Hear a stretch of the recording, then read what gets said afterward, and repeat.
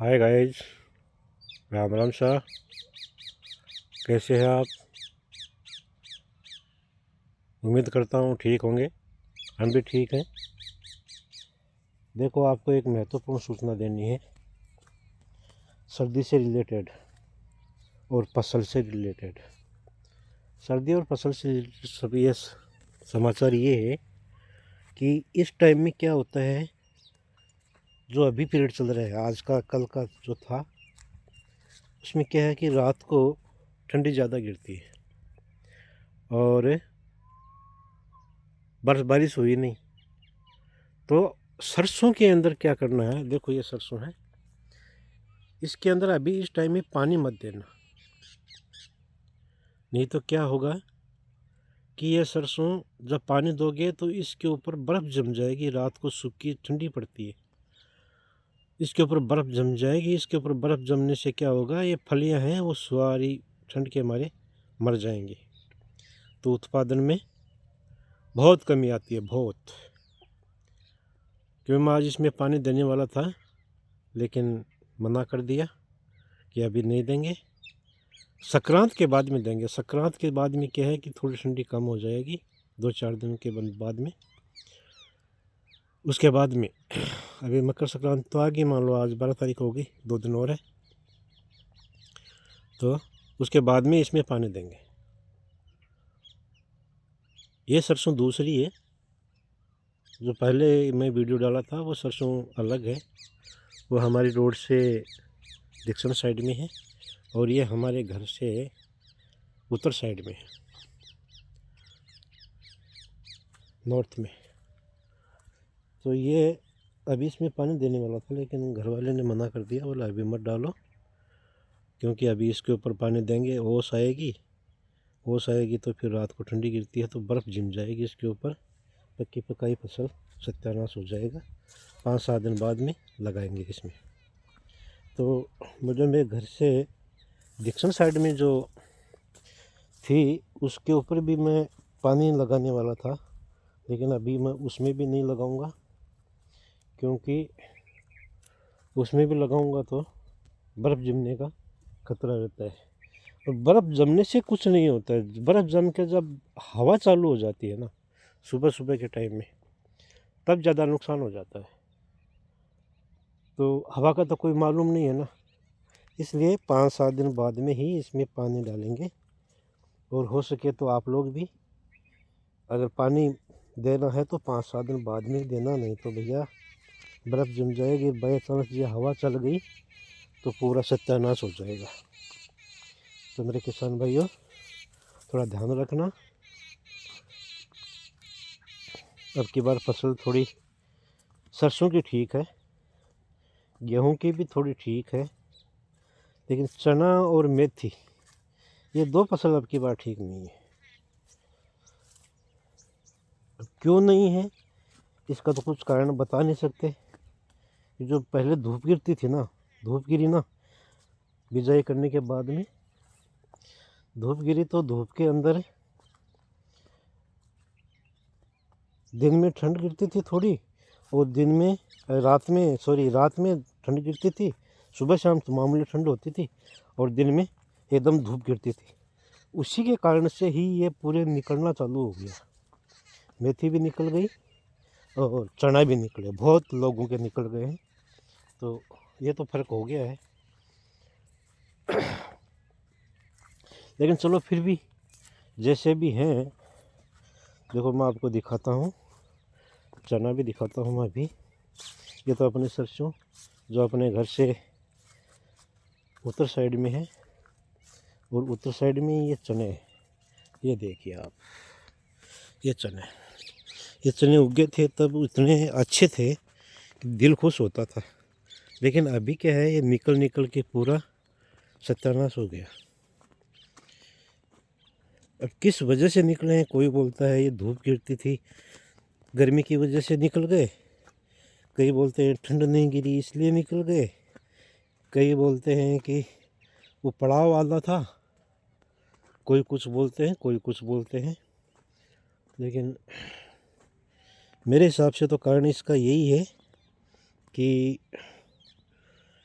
ये जो धूप गिरी ना, सुबह शाम थोड़ी मामूली ठंड, फिर धूप गिरी, उसी से ये चने ज़्यादातर निकल गए। और कहीं कहीं देखो अच्छे भी हैं, ऐसी बात नहीं है। ये देखो जो खेजड़ी है, खेजड़ी के नीचे है देखो अच्छा है, क्योंकि यहाँ पे धूप कम दिखती, यहाँ पे अच्छे हैं देखो, वो उधर अच्छे हैं। यही हाल मेथी का है, मेथी का तो इनसे ज़्यादा बुरा हाल है। सब लोग बोलते हैं यार चना मेथी सरा मेथी सब निकल गए, लेकिन अभी भी क्या है, कई कई ज़मीन में क्या है, क्यों निकलते हैं वो एक अलग कारण है। कोई कीड़ा वीड़ा खाता है या कोई ज़मीन के कारण से निकलते हैं, कैसे निकलते हैं, लेकिन निकल जाते हैं अभी भी। और क्या है, चने को ऊपर से काट देते हैं। ये देखो मेरा अभी सामने आया है मेरे को, देखो मैं आपको दिखाता हूँ। देखो ये काटा हुआ है, ये खरगोश काटता है क्या काट, देखो ये देखिए ये काटा हुआ है यहाँ से। और देखो आपको और दिखाता हूँ, ये देखिए यहाँ से काट देता है, ये ऐसा काटता है, शायद खरगोश काटता है इसको, क्योंकि मेरे खेत में खरगोश भी बहुत है। क्योंकि मैं खरगोशों को, ये बावरी आता है लेकिन बावरी को मारने नहीं देता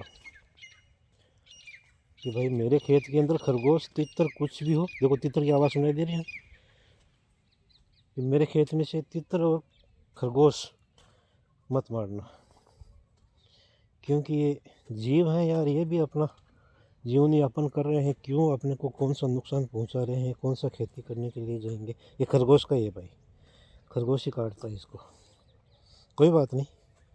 खरगोश काटता है तो खाने के लिए तो काटता होगा, वो खाने की कोशिश करता है तो जीव है, भूख तो उसको भी लगती है। कहीं दूब वूब नहीं मिलती तो चना भी खा लेता होगा, कोई नहीं, वो भी जीव है, वो कौन सी खेती अलग से करेगा, वो भी अपनी खेती में से ही खाएगा। लेकिन देखो ये इसका ये है, खरगोश खा लेता है, खाने दो बेचारे को। एक हमारे यहाँ पे भाई फसल का नुकसान कर ले के जो नील गाय है ना, वो भी बहुत आती है। अब नील गाय का देखो, ये रात का आया हुआ एक नील गाय है, ये बावरी लेके आता है इसको, कहाँ से लेके आता है मालूम नहीं है, ला करके इधर ला के छोड़ देता है। तो ये लोगों का बहुत गंदा काम हो गया, किसी की फसल को नुकसान पहुंचाना। वो सोचते नहीं है कि अरे किसान फसल करता है, कितनी मेहनत करके, कितना क्या क्या दुख झेल के करता है, गर्मी सर्दी धूप पीड़ा सब झेलता है वो, और कितनी कितनी मेहनत करता है खेती में, तब जा कर के खेती बनती है। तो क्यों उसके खेत में नुकसान करवाएं अपन। ये देखो रात का आया हुआ है, रोज़ है नील गाय, लाया है कहीं से ढूंढ के लाया, वो ला करके डाल दिया यहाँ पे, ये करता है ऐसा काम। क्या करें बताओ, कुछ करने में नहीं आ रहा है। तो नील गाय खाता कम हो तोड़ता ज़्यादा है, तो ऐसा हो जाता है। तो भाई लोगों,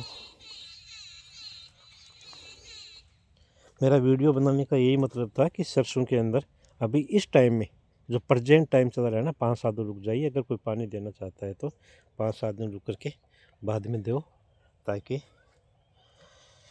फसल अच्छी बन जाए, बर्फ़ जमने का कोई डर नहीं रहे।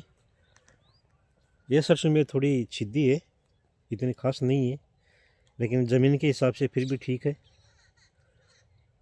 तो वो तो चलो जैसे नसीमा है वैसे हो जाएगा, लेकिन कहने का मतलब ये है कि इस टाइम में पानी मत देना,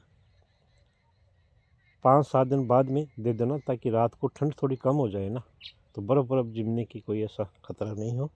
ठीक है भैया लोगों, फसल का ख्याल रखना, किसानों की तो यही पूंजी है, इसको तो मौसम की भी मार से भी मर जाता है किसान, और रास तो खैर मार ही रहा है, लेकिन मौसम की वजह से भी हो जाता है किसान की मौत ही। किसान का संगी कोई नहीं, खाली ऊपर वाला ही है। बस अगर वो साथ दे दिया तो फसल अच्छी, और नहीं साथ दिया तो बर्बाद, ऐसा होता है। ठीक है भैया, ठीक है भैया लोगों, राम राम। अभी मिलेंगे नेक्स्ट वीडियो में। ओके ओके, जय श्री राम, राम राम, थैंक यू।